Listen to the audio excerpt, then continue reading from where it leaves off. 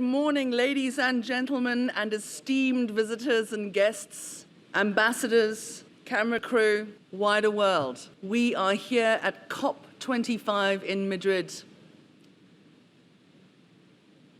My name is Melanie Harwood, and I am the co-founder and co-creator of Educate Global. And our mission is to place an Educate Global climate change teacher into every classroom, into every school, everywhere. And we take education seriously. Now, something happened when we launched Educate Global early this year in April the 22nd. Our remit was to keep it in the United Kingdom as a template. We launched it at COP24 in Katowice in Poland, and with our partners, Unitar. And Angus Mackay said to me, Mel, can you keep it to 80 schools in the United Kingdom? Just make sure that there really is the appetite for climate change in education. Within 2 weeks, we'd signed up 1,973 schools in the United Kingdom, and then things got interesting. On a Saturday morning, I had a direct message on Facebook from a teacher in the United Arab Emirates, and she said, can I do this? Can I be one of the first 80? And I said, no, because you're not in England. I went and had a cup of coffee, came back, and I thought, oh, you know what? I might as well just send her a direct message. And I said, well, if you can, go for it. And I sent her a draft press release. She got herself onto the cover of the Khalij Times in the UAE. And then a few weeks later, Asha Alexander got in touch and said, hi there, I'm the first head teacher in the UAE to do your course. But I've got something interesting for you. All of my teachers are going to do the course. I didn't think much of it until a few days later, one of our team said, you have to see this, something is wrong. Something's really very, very wrong. And all of a sudden, our systems were going bing, bing, bing, bing, bing. 327 teachers in one school became Educate Global Climate Change Teachers accredited by the United Nations.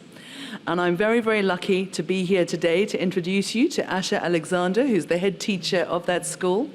And she's going to be talking about the amazing things she's been achieving and how she is affecting this globally, because we are now in 40 countries around the world with more than 229,000 Educate Global teachers signing up. So, hello, Asha. Hello, Mel, and hello, everyone. I'm Asha Alexander from Dubai in the United Arab Emirates. I work as a head teacher in one of GEM's education schools, the kindergarten starters.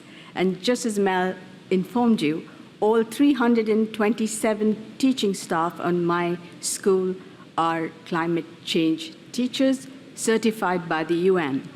Now, we could well have stopped with attaining certification, but we began to look at how can we transform teaching and learning.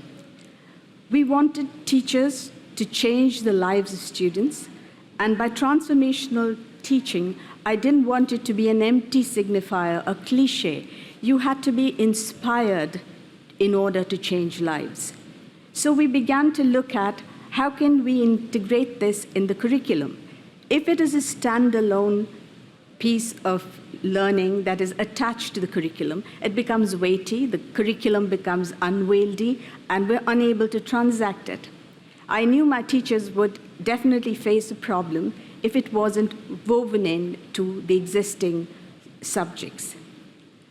But in order to get that going, we also needed buy-in from the parents. So we decided to roll these courses out to our parents. 68 parent governors in my school have been accredited UN teachers. Now, when parents and students and teachers work together, it's far easier to get this implemented. Transformational teaching began to take root in our school through changes in pedagogy. A teacher has to inspire more than instruct. There has to be not just the mere conveying of information, but you inspired. It has to be synergy of academic as well as spiritual and social goals. You've got to feel the change in order to make it happen for your children. So transformational teaching in our school began with teachers being inspired and teachers wishing to make changes in the lives of children. And that was very, very important to us. So we began to look at how can we create lesson plans that connect the children to experiential learning and not just make them literate. Most of what we do in schools is to make sure that children are literate. Literacy is not enough. Climate literacy is not enough. Students have to be educated. They need to apply that learning in the real context somewhere in the world. So I would like you to show you a brief video on how this is happening at our school. The curriculum should steer away from departmentalization and head towards being more holistic with meaningful connections. At KGS, real-world themes like forensic science, climate literacy, and space exploration are the need of the hour and are embedded within the curriculum to provide a highly contextualized setting for multisensory and extensive learning. I can relate the sea level rise to the recent floods that happened in Kerala and Mumbai last year. And I didn't know climate change was so frightening. This integrative education practice is not only a hands-on participatory approach, but is also poised to situate languages, mathematics, science, and even liberal arts in a broader cross-disciplinary framework. Sustainable cities are the need of the hour. With us approaching Expo 2020 and a future where natural resources are depleting, we are hoping that AI and robotics will help us develop a cleaner and long-lasting environment to live in. So this is some of the examples of teaching that's happening. Children are learning about climate change through robotics, designing real-life solutions for problems that arise. Many of our children actually experienced floods in their native state of Kerala in India, which was unprecedented and had never occurred in the many years that their parents were alive as well. And people were trapped in their houses. They had to be rowed out in boats. So children came back with stories of actually experiencing the changes that climate had brought about. So they were able to relate to these experiences very well. Now, I have the remit in GEMS education to spread this across 52 of GEMS schools in the region and worldwide. It isn't easy to convince 327 teachers to take the course, and it's far harder to make head teachers understand what to do. So one of the things we did to simplify the process was to map the curriculum to existing objectives in social studies, in science, in math, in moral education. We charted out a plan whereby we would simplify the transaction of the curriculum. We allotted time, so there's 5 hours every month for 10 months, so almost 50 hours of teaching takes place integrated into the curriculum, not separate from what we're doing. So if we taught English, we would perhaps use it to write a persuasive piece. If we were teaching science, it might be embedded into weather or animal habitat or other topics. And we are, at the moment, trying to do this for all of the several curricula to enable teachers around the world to integrate climate literacy into lessons. This is the first impediment that you come across when you voice your concern and you say, this is something every school should do. Our vision is not just for a region, it's for the world. It's for every teacher, every school, every child, everywhere. And we will not rest until that happens. In order to enable this, we've had the courses translated into several languages, and we are also making sure that this curriculum is going to be mapped for several curricula across the world, whether it's IB, CBSE, IGCSE, any curriculum, so that teachers find it easier to transact. You will see there's a blue link they're all hyperlinked lessons, enabling a teacher to just go in and click on that link and the lesson is downloaded. So the teacher is able to transact with a very minimal effort. We are enabling teachers to build curriculum and enable teachers to build their lesson plans, which are all uploaded on the Educate Global site. And it's all for free. So there shouldn't be any reason why teachers and head teachers do not embrace this transformational teaching that's happening. When I talk of this, we've given plenty of opportunities to children within the classes, within their school system, to apply their learning. And here's another short video of children using this learning in their surroundings in school. In KGS, we are going and we are collecting wet waste and giving it to the plants so it's not dumped in the sea. The compost machine donated to our school by Dulsco helps us segregate wet waste from dry waste.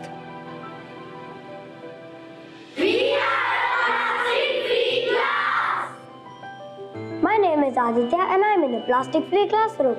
A plastic-free classroom includes glass and steel, water bottles and tiffin boxes. We are doing this because plastic takes a lot of time to get decomposed and is bad for environments, habitats and wildlife.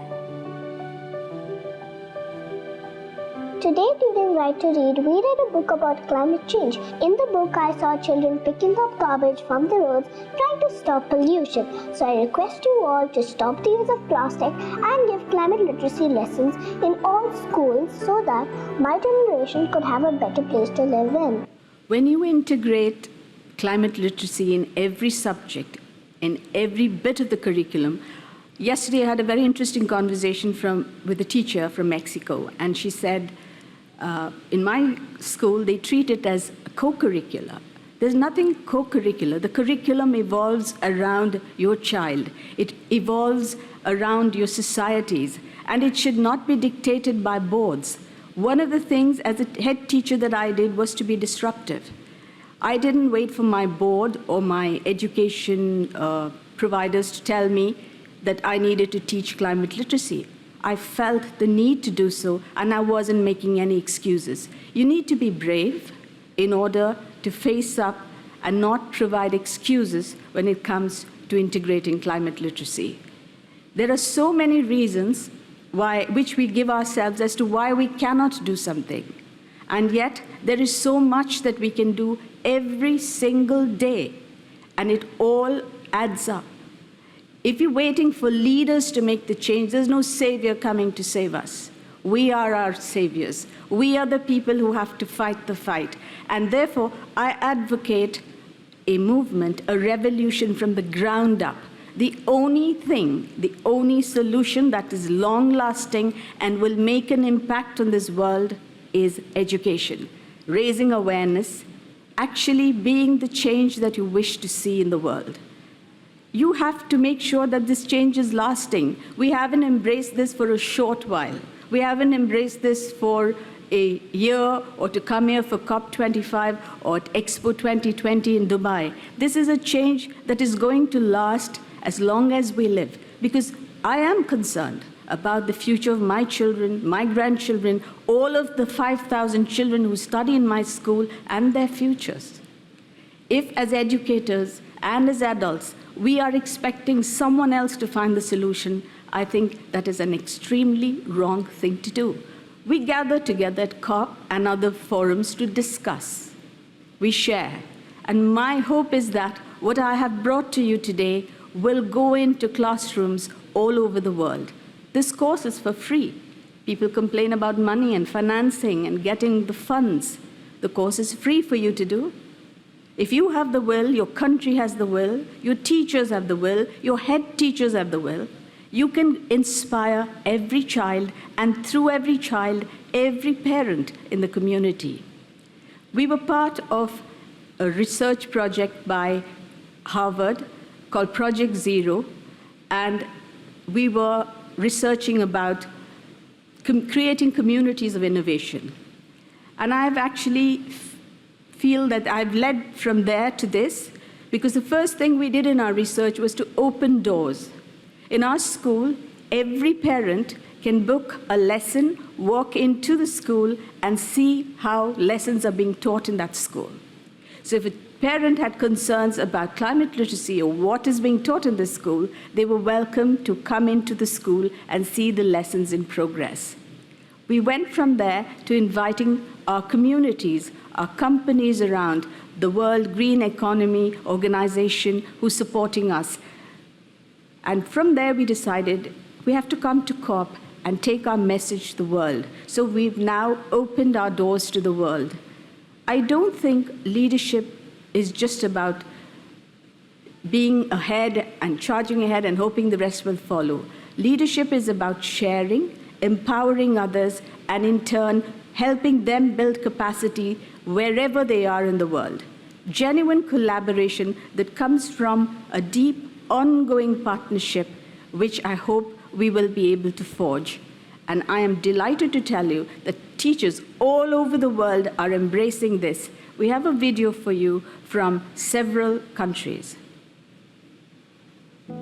Just like many of you, as a parent, I couldn't have a bigger motivation to want to create a better world, both for my own children and for other future generations. Mi sono iscritta al corso Educate Global perché è il nostro preciso compito come docenti dare ai nostri studenti le conoscenze giuste in modo tale da renderli consapevoli della questione ambientale. I nostri ragazzi hanno bisogno di poter prendere delle decisioni informate, decisioni che avranno un impatto sul loro futuro. I joined Educate Global because from the start I recognized their devotion to achieving SDG goals. الرحمن الرحيم انضممت إلى دورة الإديوكيت جلوبال لإثراء معرفتي بموضوع تغير المناخ. في الوقت الحالي نخطط لدمج حوار التغيير المناخي في جميع دروس اللغة العربية وآمل أن نرجع ونعود باستمرار إلى تلك الموقع للحصول على المعلومات المفيدة منه. Being part of the Educate Global group means that I'm able to share resources and ideas with people from all around the globe so we can work together on this vital issue. Educate Global is very important to every single teacher. Mi chiamo Patrizia Petino e sono una docente accreditata per il cambiamento climatico. My name's Johnny Friend and I'm an Educate Global climate change teacher. I'm Bojana Bogojevic and I'm speaking from Belgrade, capital of Republic of Serbia. Melody, would you like to share? So Educate Global has 5 phases. I'm just going to outline the first 2 for you.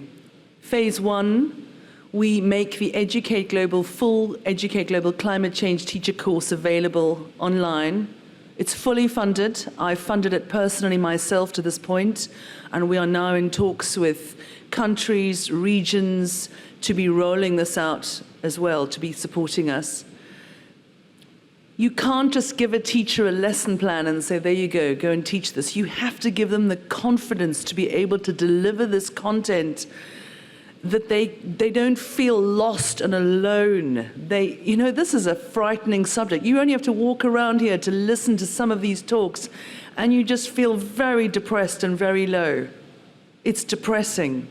So you have to give teachers this powerful knowledge and confidence, so that when they are then given access to the Educate Global social site, which is currently in, I think it's in 190 languages, Tim? How many languages? 190 languages. You can translate all of the content. And it's all United Nations content. It's from more than 192 UN partners. It's good stuff in there. When we first launched this course, I didn't think anybody would join us. And I got a phone call from Dr. Ben King, a teacher in Churston Ferrers in Devon, and he said, do you know what you've got inside here? I said, no. And he said, we've been looking for these case studies for 30 years. And that's it. Teachers are looking for fantastic content. You give them great quality content, you map the curriculum, we work together. All of these leaders are coming out. The Asha Alexanders in the Middle East, the Ben Kings and Merrill Batchelders in the United Kingdom. We've got teachers all over the world. Those are just a smattering of them. In under 6 months, this has gone viral. We've taken a small UN website and it has become the most successful education site in the history of the UN. My remit was 80 schools. I rest my case. If I'm here at COP25 6 months later, and we are in thousands of schools, we can be everywhere within 6 months with your help. We need for you to go back to your governments, your leaders, and to ask them to get in touch with us so that we can provide your country with its very own Educate Global portal on the equivalent of your Department for Education website, and then we can support it in your country, in your language. What has been very interesting for us is that the teachers have come together with Tim Collins, who's our CTO and our amazing polymath, and they've been mapping out this entire program into, I think it's more than 25 international languages to begin with. So your school has translated it into Arabic. The World Green Energy Organization, we met with Dr. Issa Bastaki, and we've shown him what we can do, what we can provide, and how Asha is going to deliver this into every school throughout the UAE. This is not just for private independent schools. This is for every single education outlet on the planet. This is action, real action, because when you see what happens to a community, when you see what happens when these children join forces and go back and teach their parents, teachers don't just teach children. They indirectly teach entire communities. It transforms communities. We've got a school in the United Kingdom that has followed your template, Asha, and they are the first school in the UK with every teacher is a climate change teacher. And Fiona Cowan is joining us next week. She's going to come and show us what it has done to her community. A community that is struggling financially. It was a coal-driven community in Derbyshire. It has transformed that community. Everybody knows what they're doing. Now, I don't know about you, but I know that we need leadership. And I see leadership in every one of these children's faces, every school that I'm going to. Real leadership. And that's what we're after. We're after children and their families that are going to take us forward. So please, any questions, anything at all? Yes, sir. Oh, thank you very much. This is quite interesting, and it blends well with what we are doing in Zimbabwe. I'm from Zimbabwe. I'm Tatenda. We just got some funds from UNITA. I heard you mentioning about UNITA to develop a national climate change learning strategy. That's why we attended this session, so that we learn, we know what to include in the strategy as well. Now, maybe I have maybe 2 or 3 questions.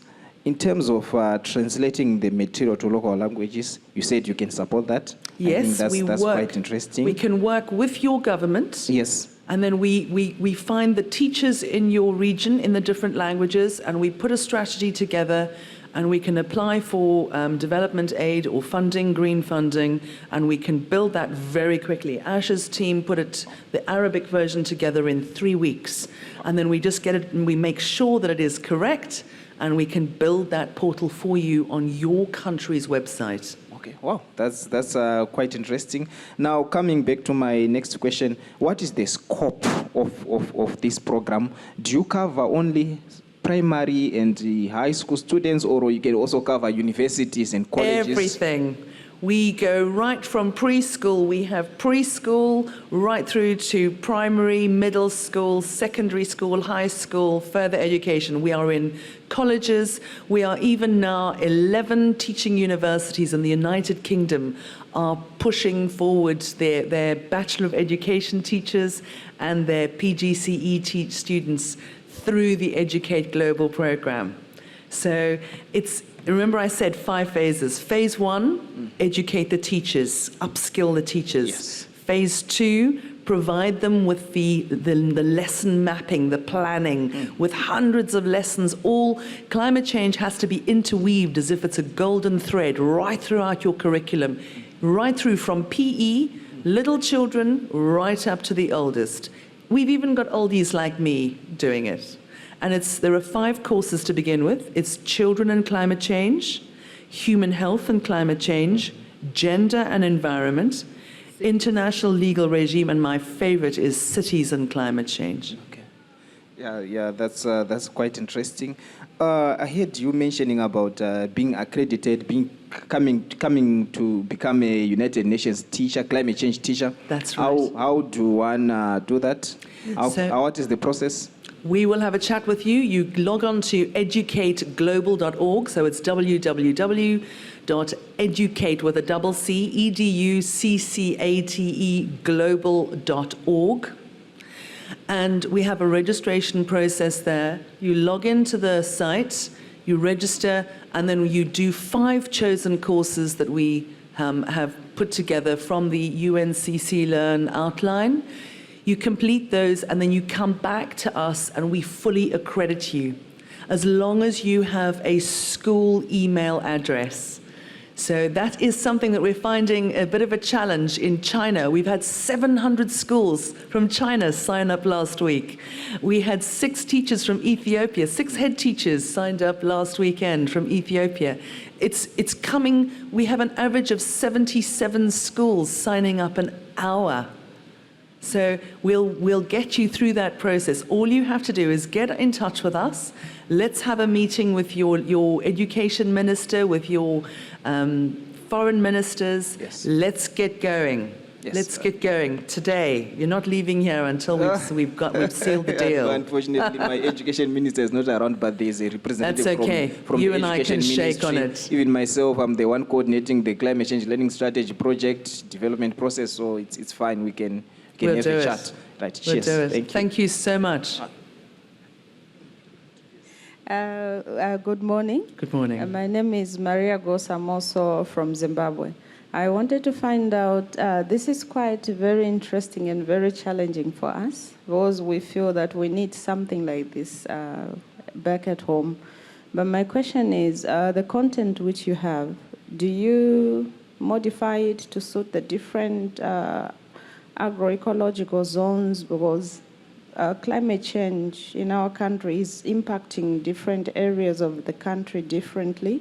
So if we are to make it relevant, the education has to, be aligned to the local niche conditions. Absolutely. I agree. What you need to do is, the courses may be general in nature, the lesson plans may be generic, but they are tweaked according to your circumstances. When I say curriculum is everything that happens to a child in the school. It's the sum total of the experiences the child has. And the most relevant experiences are those that happen around the child. So the teacher adapts the curriculum to the needs of the child. So if you are in Italy, it may be different. If you're in Belize, you're different. If you're in Zimbabwe, you might want to look. But personally, I think all of our children should have an understanding of all the climate-related emergencies across the world as well. It's fine to educate children about their immediate surroundings, because that's where they can apply their learning. But there is a very felt need that it should go past all boundaries, and children should start thinking and acting like global citizens. Thank you so very much. If you have any questions, please do get in touch with us. We will be here afterwards. Or you can come and meet us at the UNITAR stand next week. We'll be here. But you can't miss us. We're the ones singing all over the place. Everybody's looking very glum. We're the ones singing every morning. And we're in Spain. We have to give each other kisses on both cheeks. So thank you very, very much for having us. And we'll see you all again next time. Thank you. Thank you.